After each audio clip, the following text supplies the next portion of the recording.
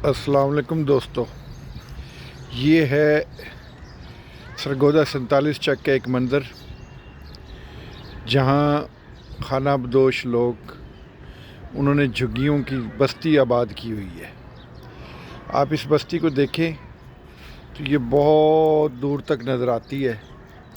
जिधर भी नज़र जाती है खाली जगह पड़ी है, खेत पड़े हैं, तो उनमें ये मौजूद है। बेसिकली यहाँ जो लोग इन खैमा बस्तियों में बैठे हैं या खाना बदोश हैं, ये सिंधी ज़ुबान बोलते हैं और इनका ताल्लुक़ भी सिंध से बताया जाता है।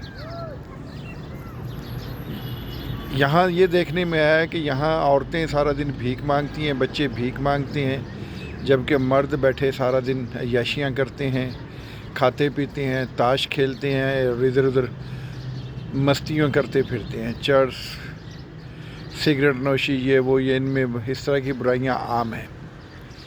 ये जिस जगह पे बैठे हैं ये 47 चक का रकबा है, सरगोदा के फैसलाबाद रोड पर वाक़ई। किसी ज़माने में यहाँ GTS का डिपो हुआ करता था, गवर्नमेंट ट्रांसपोर्ट सर्विस का डिपो हुआ करता था। और जब कभी लोग फैसलाबाद से आते थे या सरगोदा से लाहौर जाते थे तो इस डिपो के सामने से गुज़रते थे। इस डिपो के आने का मतलब ये होता था कि सरगोदा आने वाला। उस ज़माने में बस स्टैंड और GTS का अड्डा बम वाले चौक के पास होता था। जनरल बस स्टैंड भी वहीं होता था। वो बाद में 1980 की दहाई में के शुरू में बाहर शिफ्ट हो गया था, जो अब मौजूदा जगह पे है। बहरहाल गवर्नमेंट ट्रांसपोर्ट सर्विस उस ज़माने में एक एलीट क्लास की सर्विस समझी जाती थी। अब वो ना गवर्नमेंट ट्रांसपोर्ट सर्विस का नेटवर्क रहा, ना वो अड्डे रहे, तो ना वो माहौल रहा और ना ही वो डिपो रहा।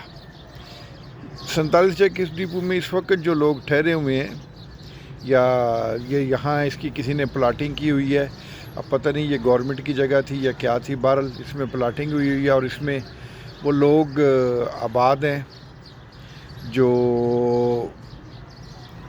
खाना बदोश हैं। सरगोदा के माहौल में ये आपको हर तरफ नज़र आएंगे और इनकी यहाँ इस वक्त जो, अगर मैं आपको दिखाऊं तो कोई तकरीबन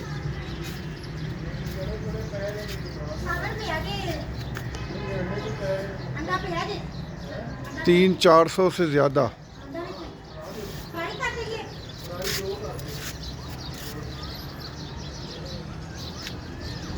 झुग्गियाँ लगी हुई हैं। इन लोगों ने जानवर भी पाल रखी हैं, मुर्गियाँ, बकरे और इस तरह के दूसरे। लेकिन वो देखें, वो बच्चे पतंगबाजी भी कर रहे हैं। वैसे कानूनी तौर पर इस वक्त पतंगबाजी पर पाबंदी है, लेकिन खाना बदोशों के बच्चे 47 चक की फ़िज़ाओं में पतंगें उड़ा रहे हैं। देखें जी, लें अब आप ये मंज़र भी देख लें कि सरगोदा में पतंगें उड़ाई जा रही हैं। क्या खूबसूरत मंज़र है, खूबसूरत माहौल, खूबसूरत मौसम, खूबसूरत शाम, ठंडी हवा।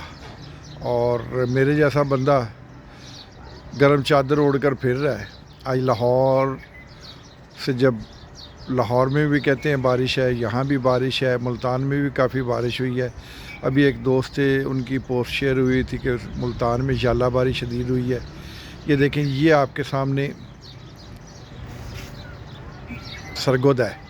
अब ये लोग क्राइम की वारदातों में मुलव्वस हैं या नहीं मुलव्वस हैं, लेकिन ये एक फैक्ट है कि सरगोदा के हुस्न को इन लोगों ने अगवा किया हुआ है और हर तरफ यही सड़कों पे, चौराहों में, गलियों में भीख मांगते हुए नज़र आएंगे। और आखिर पर मैं आपको दिखाता हूँ यहाँ की, जनाब, आपको खूबसूरत बात कि मेरे बिल्कुल साथ शीशम का दरख्त है जिसे टाली कहते हैं। इस टाली का हुस्न और जोबन देखें जी, माशाल्लाह कितनी खूबसूरत लग रही है। दिल खुश हो गया। तो वो अब हम ऐसे जाते हैं, वो सामने फैसलाबाद रोड है, ये प्लाजा फैसलाबाद रोड पे बन रहा है और वो election commission office, regional office Sargodha का है। ये देखिए,